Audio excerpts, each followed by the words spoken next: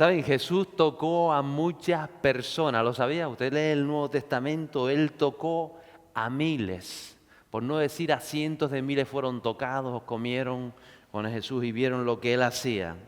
Pero a pesar de que tocó muchas personas y cambió muchas circunstancias, muchas situaciones en la vida de las personas, muchos de ellos no significó que fueron transformados.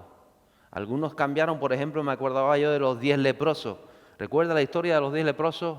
Fueron 10 leprosos a Jesús y de lejos dijo Jesús, vayan camino del templo, presenten su ofrenda y verán lo que sucede. Y de camino dice que los 10 leprosos, una de las enfermedades más denigrantes de aquella época, por no decir la mayor, cuando se le caía la piel, cuando eran inmundos, cuando nadie podían tocarlos porque eran inmundos, algo tremendo. Dice que los 10 leprosos fueron tocados por Jesús en el sentido de cuando iban caminando, los 10 fueron sanados. ¿Recuerda la historia?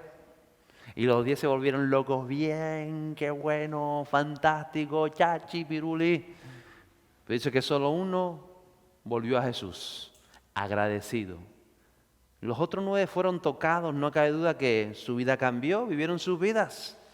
Fueron mucho mejor con el toque del Maestro, desapareció la lepra de sus vidas. Pero no llevó a una transformación interior en la vida de ellos.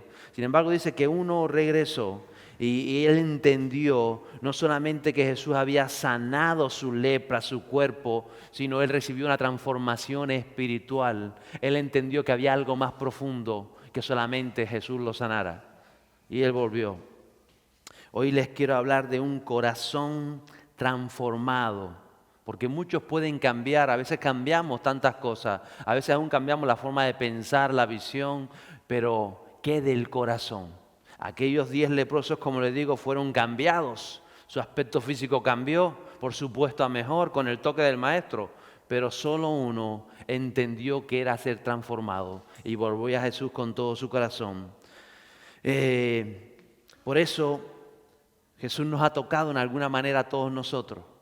La pregunta es, ¿hasta qué punto quieres dejarte ser transformado?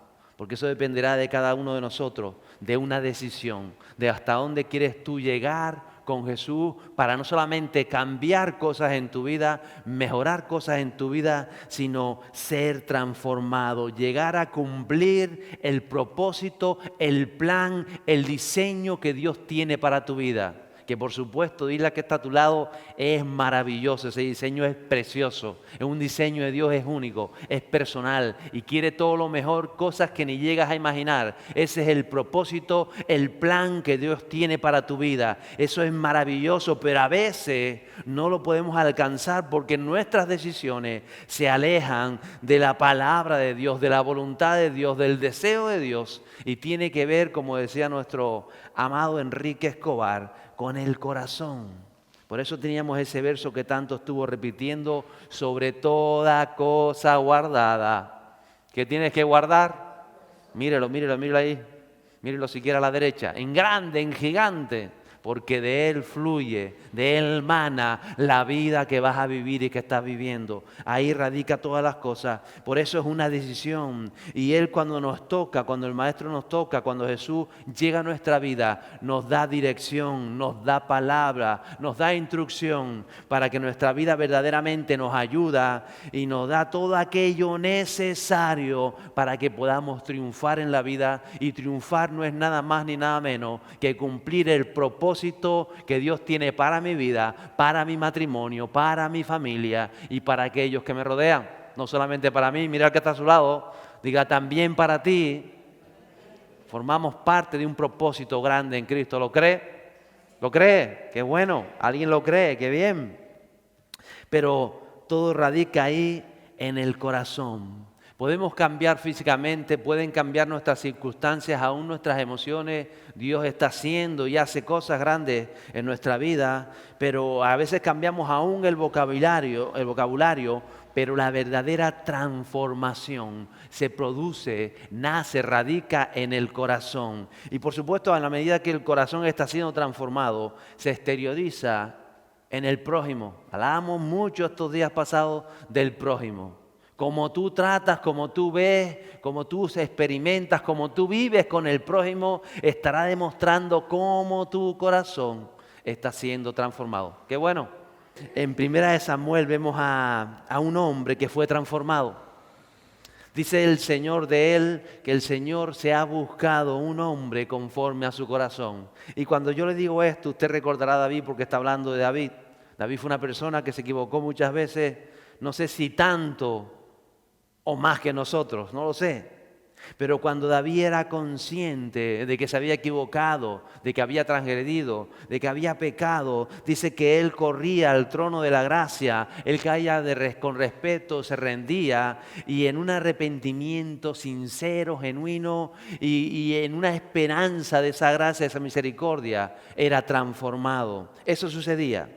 Porque creo que lo que de verdad transforma una vida, un corazón, es el tiempo que pasas en esa intimidad con Dios. Ahí donde Dios puede transformarte en la presencia de Dios. Y quisiera hoy compartir algo del Salmo 51, algunos versos. Dice el verso 1 de ese Salmo que escribió David.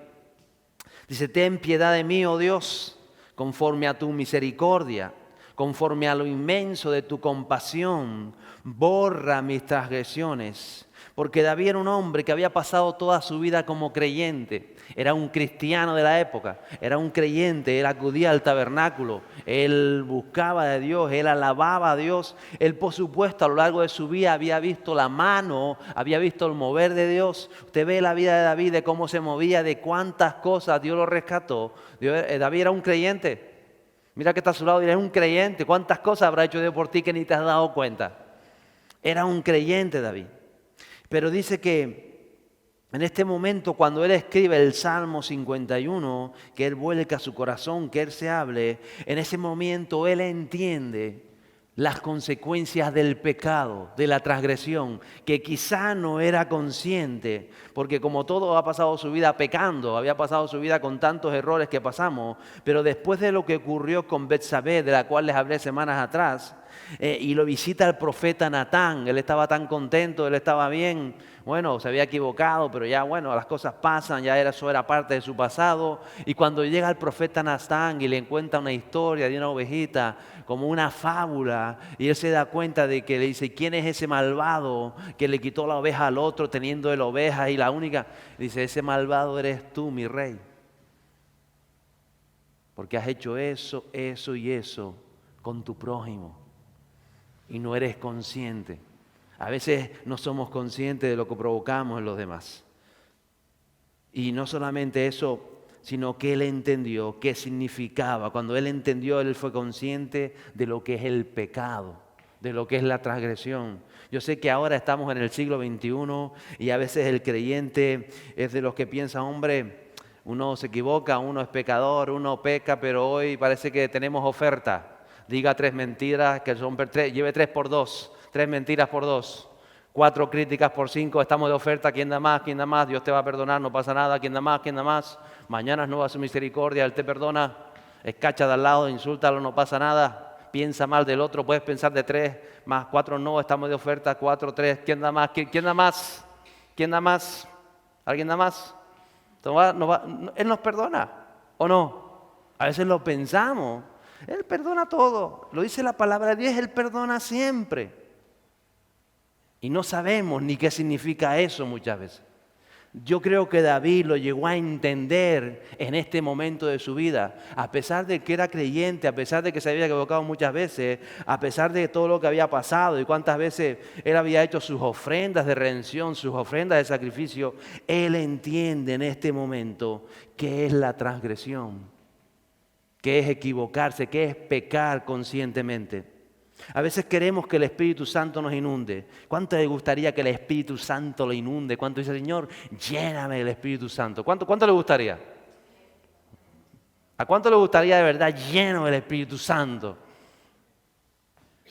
Uy, no les apasiona mucho. ¿A cuánto les encantaría que hay el Espíritu Santo? Ser lleno del Espíritu Santo. Cuando tú eres lleno del Espíritu Santo, cosas suceden sobrenaturales. Cosas tremendas pasan, lo hace el Espíritu Santo a través de tu vida. Usted se imagina que usted vaya a un velatorio lleno del Espíritu Santo a dar el pésame y el cuerpo que está ahí muerto se levante. ¿Se lo imagina? ¿Se lo imagina o no? Uy. ¿Se lo cree después de imaginárselo? ¿Se imagina? ¿Sabe? Dios quiere, usted quiere que Dios lo llene del Espíritu Santo, ¿verdad? ¿Cuánto lo quieren? Hagan así con las dos manos. ¿Y usted sabe que Dios quiere llenarlo del Espíritu Santo? ¿Cuánto lo sabía? Vamos a ver si esto es un dilema.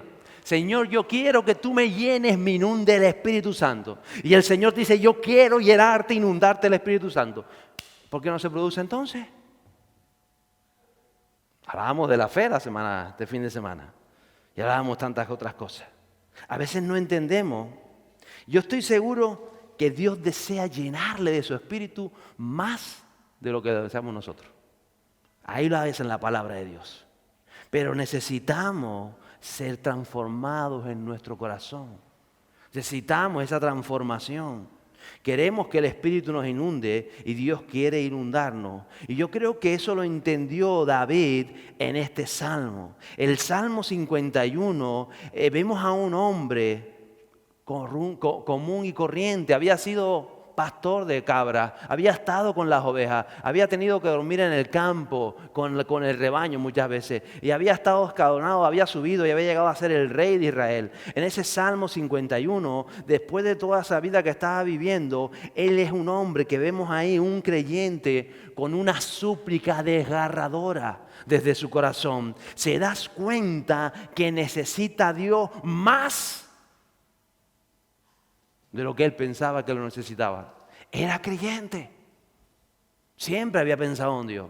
Siempre había visto el mover de Dios. Pero en ese momento él se da cuenta de algo que quizá no era consciente.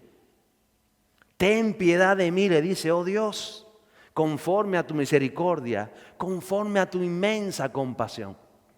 Él entiende que él no ha sido lo suficiente misericordioso con otras personas. Y ahora necesita la misericordia de Dios, porque entiende claramente que se ha equivocado, que ha hecho mal, que sus decisiones han sido contrarias a lo que le agradaba a Dios, que personas han sido contaminadas, que han sido destruidas por sus decisiones personales. Y él está en esa posición. Dicen los versos 2 y 3, lávame por completo de mi maldad y límpiame de mi pecado. Porque dice el rey, dice David, dice el hombre, dice el creyente, porque yo reconozco mis transgresiones y mi pecado está siempre delante de mí. Un hombre que hasta ese momento se creía correcto. ¿Usted es correcto? Más o menos. Vamos intentando haciéndolo, ¿no? Éramos como David, pero de pronto en ese momento de su vida, él entiende, yo creía que iba más o menos bien. Y ahora me di cuenta que no. Ahora me doy cuenta que arrastro, que tantas cosas están sucediendo en mi vida y por eso no estoy viendo lo que debería estar viendo en este momento. Dice el verso 4, contra ti solo he pecado, hablándole a Dios, y he hecho lo malo delante de tus ojos, de manera que eres justo cuando hablas y sin reproche cuando juzgas. A veces decimos, Señor, ¿por qué me sucede esto? ¿Por qué pasa lo otro? A veces tratamos de juzgar a Dios. Cuando Él entiende una cosa, dice que solamente contra ti he pecado. Pero recuerde, había adulterado a David, había mandado a matar al esposo de esta mujer, había tenido un abuso de autoridad real, había escondido las cosas, había hecho una serie de triquiñuelas para llevar a cabo su deseo. ¿Y qué deseaba? A aquella joven mujer. Pero no era consciente. A veces hacemos cosas en nuestra vida que no era consciente. A veces estamos hablando mal del otro, pensando del otro, menospreciando a aquel, o simplemente nos airamos porque tenemos la razón. Y dice David, contra ti solo he pecado. Usted tiene que entender esto. Cuando usted está criticando a alguien, está criticando al Señor. Cuando usted le está mintiendo a alguien para salirse con la suya, está mintiéndole a Dios. A veces no somos conscientes de estas cosas. Cuando usted, porque se portó mal conmigo y pensamos mal, estamos pensando. Cuando usted pasa por la carretera y dice 60 y usted va a 70, usted está tentando contra Dios. Porque Jesús dijo, dad a César lo que es de César y a Dios lo que es de Dios. ¿Lo sabía? En otras palabras está diciendo, respete lo que tenga que respetar. Porque si usted respeta lo que tiene que respetar, está respetando a Dios. Y mientras lo que tiene que respetar no se oponga a la voluntad de Dios, usted tiene que respetarlo. Dad a César lo que es de César y a Dios, pero no somos conscientes de todas estas cosas. Y en el mundo espiritual, yo me imagino, no es así exactamente, pero yo imagino a Satanás y a sus secuaces diciendo, ese es tu hijito, el que acaba de salir del culto diciendo Señor, y se está saltando los carteles de la autopista, 40. Ese es el tan obediente que dice yo haré. Parecen boberías, pero no son boberías. Pero no somos conscientes. De pronto David es consciente que lo que está haciendo o lo que había hecho era pecar directamente contra Dios. Por eso la palabra dice, respeta a las autoridades, ora por los que los gobiernan, pero es que no me gusta porque yo soy de derecha, el otro de izquierda y el otro de centro. Eso no te está preguntando el Señor. No ores por el que a ti te dé la gana. Ora por los que nos gobiernan, dice la palabra de Dios, para que así alcances paz en tu nación. ¿Lo dice o no lo dice? Pero es que no me gustó el que sanó, yo voy a orar por el otro. ¿No dice eso? A veces no somos conscientes de todas estas cosas. Y él entiende, David está entendiendo y dice, solamente contra ti he pecado.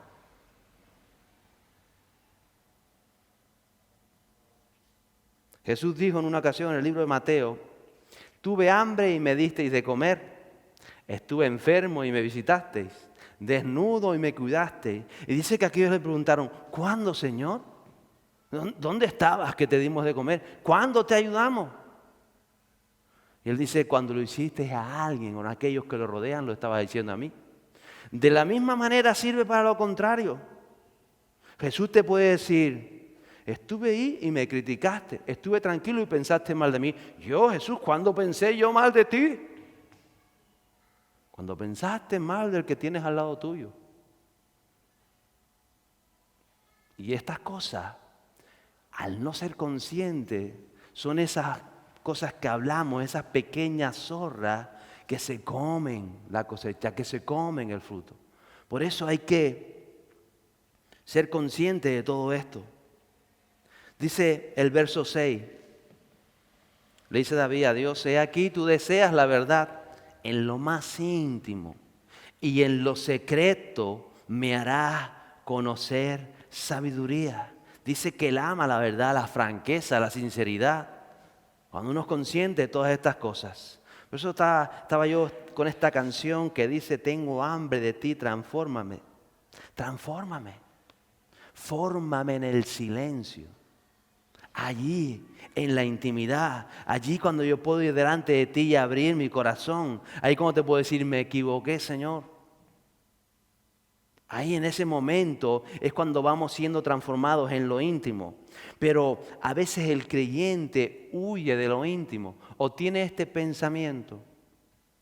El domingo hay culto. ¿Saben que el domingo hay culto? ¿Cuántos saben que el domingo hay culto? Entonces vamos al culto. Y como vamos al culto y pasamos 1 horita y media, 2 horitas en la iglesia, qué bueno, la casa del Señor. Ya decimos, ya cumplí con el Señor. Pero eso no es lo íntimo, ¿no? Pero pensamos que sí. Así lo creemos. Y después, y lo que dice la palabra de Dios de ese día de reposo, el día que guardarás, eso no. Ya lo guardé, estuve 2 horas en la iglesia y encima el pastor habló más de la cuenta, fueron casi 2 horas y media. La culpa del pastor. ¿Y lo íntimo? Se aprende en la iglesia, se dan instrucciones, hay conocimiento en la iglesia.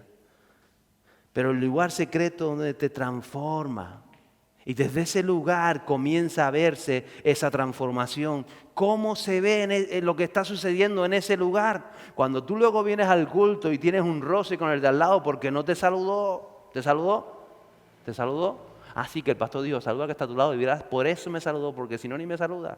Y tienes el primer roce, o tienes lo otro, y empiezan los roces, o vas al trabajo y tienes un roce con tus hijos, con tu esposa, y en esos roces se ve lo que está sucediendo en el lugar secreto, en ese lugar íntimo, esa relación que tú tienes con el Padre. Jesús también diría, cuando vayas a orar, cierra la puerta a tu habitación y di Padre nuestro, y empieza toda una relación. Y acuérdate del prójimo, ahí en ese lugar, mira a ver si tienes algo, si dijiste algo. Todo eso sucede en ese lugar, el lugar que llamamos lugar secreto, el lugar íntimo de tú con Dios, el que te transforma. Y desde ahí es donde él entendió, David, dice, y en lo secreto me harás conocer sabiduría. ¿Cuántos quieren sabiduría? En lo secreto te hará conocer sabiduría. Quizá te falta sabiduría porque no tienes ese tiempo en un lugar íntimo, tranquilo, tú relacionándote con Dios, hablando a Dios, hablando a tu papá celestial y dejando que el Espíritu Santo baje y abriéndole tu corazón y esperando recibir. ¿Tienes falta de sabiduría? Dice Santiago, pídala a Dios. Pero, pues te pido sabiduría. David es claro, en el secreto me harás conocer la sabiduría de revelación para vivir el día a día, para trabajar, para los problemas, para aquello que me va a alcanzar y me va a llevar a su voluntad y a su propósito. Dice el verso 8, hazme oír gozo y alegría, que se regocijen los huesos que has quebrantado. Y es ahí, en ese lugar, en ese tiempo donde el Hijo de Dios recibe lo que viene del cielo. Recibe lo que el Padre Celestial nos va dando. Ahí donde el Espíritu Santo nos va transformando adentro, en el corazón. Ahí se produce todo esto. Por eso David sigue diciendo en el verso 9, esconde tu rostro de mis pecados y borra todas mis iniquidades. Porque cuando esto está ocurriendo dentro de David, cuando él tiene ese llanto desgarrador, él entiende que el pecado, que la transgresión ha roto algo en el mundo espiritual, está rompiendo, ha hecho daño, ha dañado personas. Él lo entiende. Entonces no dice, ay Señor, perdóname, y se va. No. Porque a veces hay muchos creyentes que no han sido perdonados. Porque hay que pedir perdón. Pues me perdona, si te hice daño me perdona. Pero ¿y dónde está el arrepentimiento? Porque son dos cosas diferentes. Por eso es que a veces caemos, por eso decimos, Señor Espíritu Santo, lléname. Y Dios dice, quiero llenarte. Pero no puede llenarnos cuando no nos vaciamos de tantas cosas que tenemos que vaciarnos. Y no se produce esa transformación que anhelamos. Cuando todo esto está ocurriendo dentro de David, que él está en esa agonía por haber pecado. Porque el pecado produce agonía, produce pesar. No es decir, le metí el dedo en la llaga a aquel, bueno, pues perdóname. ¿Te dolió? No, le dolió a él que le metía el dedo. Pero es que a ti no te ha dolido. Ah, a mí no, a él que se fastidió. Ah, pero yo lo siento. Entonces, a veces no hemos sido arrepentidos, a veces no entendemos qué es el arrepentimiento.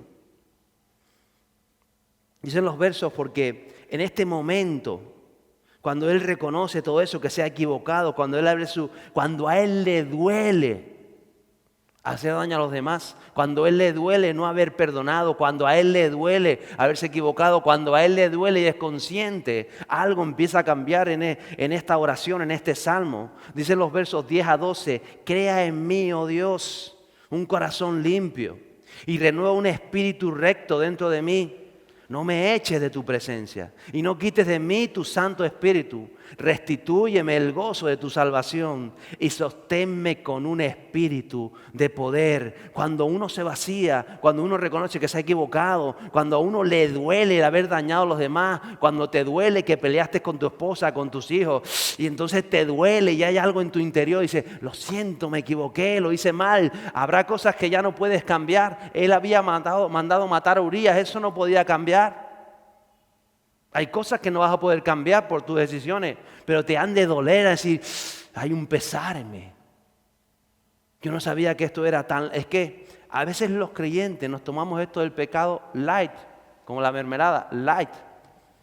O la mantequilla, decía, como es light, engordamos menos. Va a engordar lo mismo en el mundo espiritual. Y no entendemos estas cosas. Y a veces no entendemos que queremos ser llenos del Espíritu Santo, pero el Espíritu quiere morar en un corazón dispuesto, en un corazón preparado. Por eso Él, entendiendo todo esto, le dice, Dios, crea en mí ese corazón, yo estoy arrepentido, a mí me pesa haberlo hecho mal. Lo voy a tener en cuenta, no voy a hacerlo a la ligera, no voy a suceder. Renuevo un espíritu recto dentro de mí. Él puede llenarte de su espíritu de poder. Él anhela llenarnos de nuestro espíritu de poder. Pero tenemos que mirar cómo está nuestro corazón. ¿Tendremos un corazón preparado para lo que quiera hacer el Espíritu Santo? ¿Lo tendremos? Si lo tuviéramos ya nos habría llenado. Mira, los ojos se hubiesen rebosado para afuera. ¿Lo cree o no lo cree? Porque Él desea hacerlo. Y nosotros, yo creo que a veces soy como David, pero si yo estoy bien, seguro que estás bien, vete a tu tiempo de intimidad con Dios, toma tiempo y Él te va a enseñar porque Él nos quiere llenar. Él lo desea más que nosotros, llenarnos. Él desea que tú puedas llegar a un lugar y la gente sea impactada por su palabra, que sucedan cosas sobrenaturales a través de ti, pero vas a tener que vaciar muchas cosas de nuestro corazón. ¿Usted cree ya que no? ¿Que ya estamos bien? ¿Cuántos están bien ya? Vamos caminando, pero es en la intimidad donde Él nos transforma, en ese tiempo de intimidad con Él, para llenarnos de su Espíritu. Y mire, no es para sentirte bien, ay, qué bonito, qué guay, ay, ahora me siento, ¿cómo te sientes? Divino. A veces pensamos en nosotros, en cómo me siento yo. Hoy no me siento tan bien. Hoy la canción que cantaron no me gustó mucho. Esa no era muy católica. A veces pensamos cosas así. A veces no entendemos de cómo nos sentimos. Pero el verso 13, el siguiente, es el que encierra por qué David estaba en esta condición. Dice el verso 13, entonces enseñaré a los transgresores tus caminos y los pecadores se convertirán a ti. Entonces, si yo vacío mi corazón, si yo saco todo aquello que a ti no te agrada, si yo me doy cuenta que me he equivocado y de verdad me pesa haberme equivocado, de verdad me doy cuenta que no puedo hablar de nadie, que no puedo estar haciendo lo que me da la gana, de verdad me pesa que me pesa todo eso, entonces dice que los pecadores se convertirán a Él. Yo creo que este versículo, si usted me deja unas tijeras, yo lo corto de la palabra. Esto hay que cortarlo. ¿Está de acuerdo conmigo? ¿Cómo que no? ¿Usted sabe lo que dice este versículo? Está diciendo, los pecadores no se convierten a Dios porque nosotros no hemos hecho nuestra parte.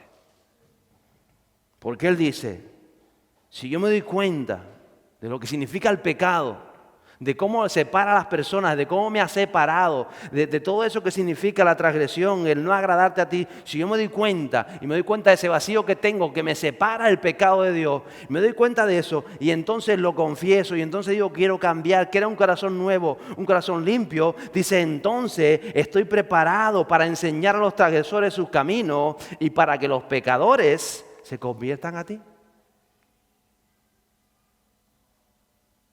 ¿Por qué no se convierten los pecadores al Señor? Y usted piensa, ¿porque son unos rebeldes? ¿O no? ¿Será por eso? ¿Por qué será? Lo cortamos, ¿verdad? Me ayuda a cortar este versículo. Es que David se equivocó con esto, lo puso aquí, no se dio cuenta. No se dio cuenta lo que estaba sucediendo aquí. Creo que David entendió que él llevaba demasiado tiempo transgrediendo como creyente y no era consciente de lo que estaba sucediendo en su vida. Por eso llegó a ese punto, que creo que era donde Dios quería llevarlo, a entender tantas cosas que muchas veces no entendemos. Los versos 15 y 16 dice, abre mis labios, oh Señor, para que mi boca anuncie tu alabanza, porque no te deleitas en sacrificios. De lo contrario, yo los ofrecería. No te agrada el holocausto. En otras palabras, usted recuerda que David tocaba el arpa. ¿Se acuerda de David tocando el arpa? Él cantaba en el tabernáculo. Él alababa a Dios. Él danzaba y él creía que estaba todo bien. Él preparaba sacrificios, él preparaba holocausto y de pronto él se dio cuenta cuando sucede todo esto que todo lo que estaba haciendo con todas las buenas intenciones del mundo no estaba agradando a Dios. ¿Se imagina? Él entendió esto. Él estaba sirviendo en la casa de Dios, en el tabernáculo. Pero ahora le dice, abre mis labios tú, Señor. No quiero servir en lo humano, no quiero servir en lo emocional, no quiero servir en lo religioso. Quiero ir más allá, quiero ser transformado. Hay tantas personas que se sacrifican, que se esfuerzan. A veces es para sentirse bien, para sentirse útiles. Pero la palabra no habla de eso. Para que vean lo que hago, para estar yo en paz conmigo mismo. El verso 17, David reconoce, los sacrificios de Dios son el espíritu contrito. Al corazón contrito y humillado, oh Dios, no despreciará. Porque Dios ve el corazón. Dios no ve lo bien o mal que yo toco la guitarra y me ilusiono y me emociono. Aleluya. ¿El que ve? Digo que está a tu lado, el corazón. ¿Qué ve él? ¿Qué ve él? Pero si yo toco bien la guitarra y pongo cara de santo y me lo creo, ¿qué ve él? Eso es lo que ve él. Y la palabra contrito es una palabra del latín que tiene dos sufijos, cum, trictus, que quiere decir con quebranto. Por eso hay muchos creyentes que el Espíritu Santo no está donde tiene que estar en su vida, porque se creen que están arrepentidos. Y sin arrepentimiento no hay remisión de pecados. Pero es que yo pedí perdón. ¿Te dolió algo? No quiero decir, porque eso después lo hacían las religiones, que se cogían y se daban látigos. ¡Ay, para que me duela! ¡Ay, qué mal lo hice! ¡Ra! ¡Rin! ¡Ra! Eso no dice la palabra de Dios. Pero tiene que haber un pesar en el corazón. Cuando yo hice algo que ofendí a alguien, que molesté a alguien, que hice mal contra alguien, tiene que haber un pesar en el corazón, porque si no hay arrepentimiento. Y no estoy hablando de un complejo de culpa, sino un pesar. Cuando uno entiende lo que es el pecado, jamás podrá pecar a la ligera, decir una mentira hoy, mañana. No puedes si lo entiendes. Si no lo entiendes, pues yo mañana pido perdón otra vez, como Él me perdona siempre. A veces está sucediendo contrito, con quebranto, con un pesar. Si no hay un arrepentimiento, si un arrepentimiento sin pesar, no hay arrepentimiento. Y si no hay un arrepentimiento, no hay perdón de pecados. Y si no hay perdón de pecados, el Espíritu Santo no puede venir y llenar nuestros corazones. ¿Lo cree? ¿Cuántas veces decimos, ay, lo siento? ¿Usted lo siente? Pero no lo sentimos. Sí, yo lo siento. Ya se ha convertido en una palabra. Lo siente de verdad. Cuando empezamos a sentirlo de verdad y hay un arrepentimiento, seguramente la próxima vez es como el que mete un dedo ¡ting! Y se quema. Uy, ¿lo sentiste? Metiste el dedo y te quemaste en el fuego. Ya la próxima vez no dice, oye, no lo metes a la ligera, se te quema o no.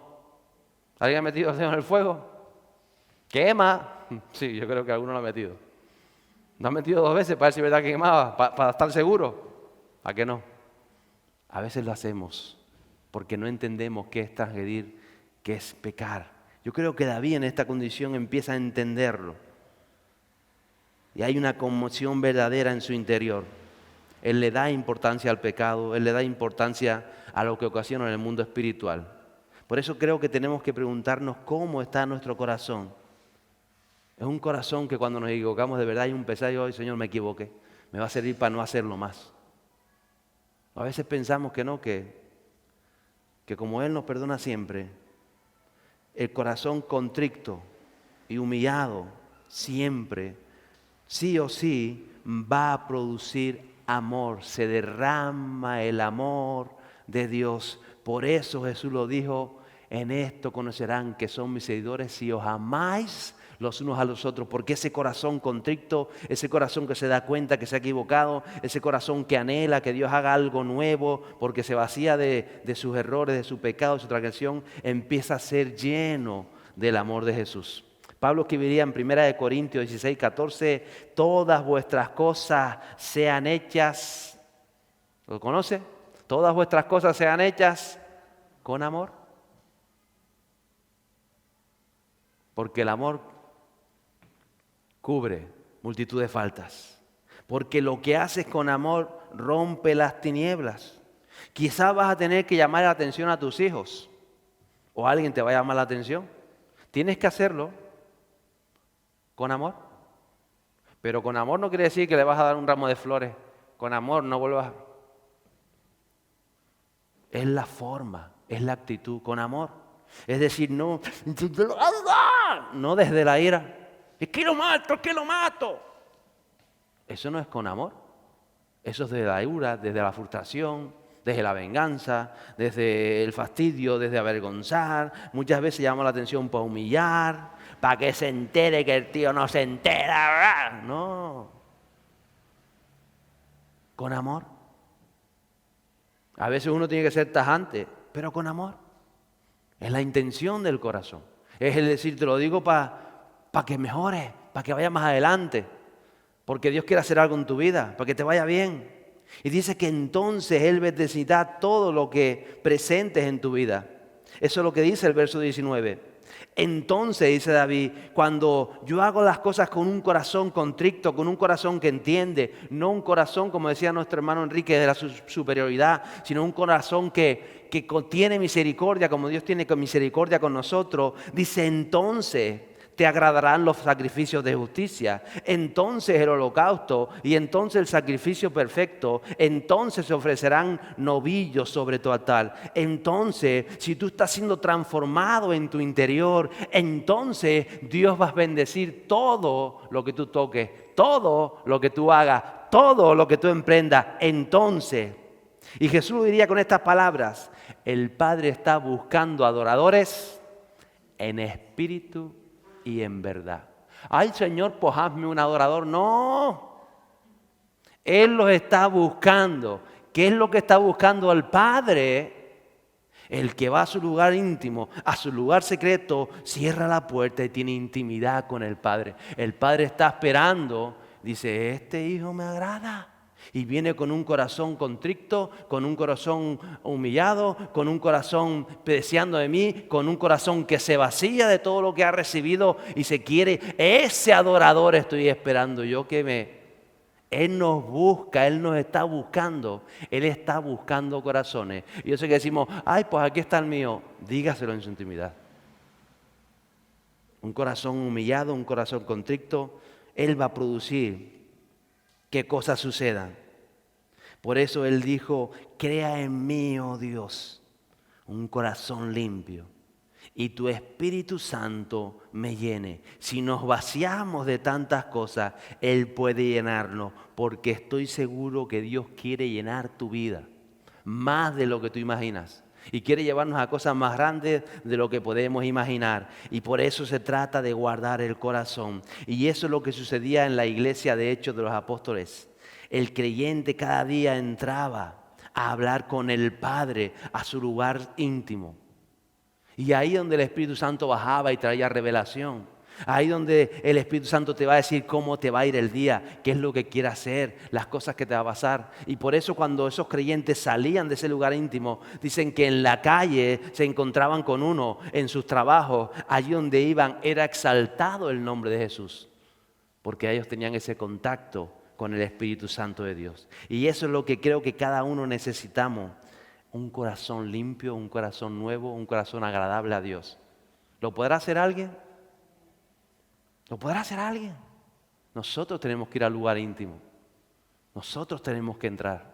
Nosotros tenemos que comenzar o continuar o profundizar esa relación de intimidad con Dios, con el Padre.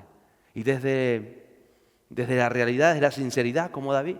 ¿Se equivocó? Claro que sí. Pero él entendió. A él le pesó haberse equivocado. Él se dio cuenta de que había dañado a familias, de que había dañado personas. ¿Te has dado cuenta cuántas personas hemos dañado? O vamos pensando, no, pero es que a mí también me dañaron, pero es que a mí también me hicieron, pero es que a mí... Si vamos con esa actitud, saldremos de ese lugar como mismo entramos. Pero si vamos diciendo, Señor, yo sé que conmigo han hecho cosas, pero yo me he equivocado en esto, en esto y en esto. Y quiero que tú llenes mi corazón y mi vida. Y quiero que tú llenes y que tú hagas algo grande. Crea en mí, oh Dios, un corazón nuevo. Y creo que fue el día que Azucena estaba aquí compartiendo, que hablaba de todo su testimonio y tantas cosas. Decía, es verdad, ¿cuántas veces nos creemos que nuestro corazón está bien, que bueno, pero cuántas veces vamos delante de la presencia de Dios? Decimos, Señor, aquí vacío mi corazón. ¿Qué más anhelas? ¿Qué falta? ¿Qué es lo que te desagrada en mi vida? Quiero que te agrade, quiero ser verdaderamente un adorador en espíritu y en verdad, porque el Padre busca esos hijos para llenarlos de su presencia. Y creo que Dios nos está llevando a ese autoanálisis personal en ese lugar secreto, en ese lugar íntimo, para que revele todo aquello que tiene que hacer.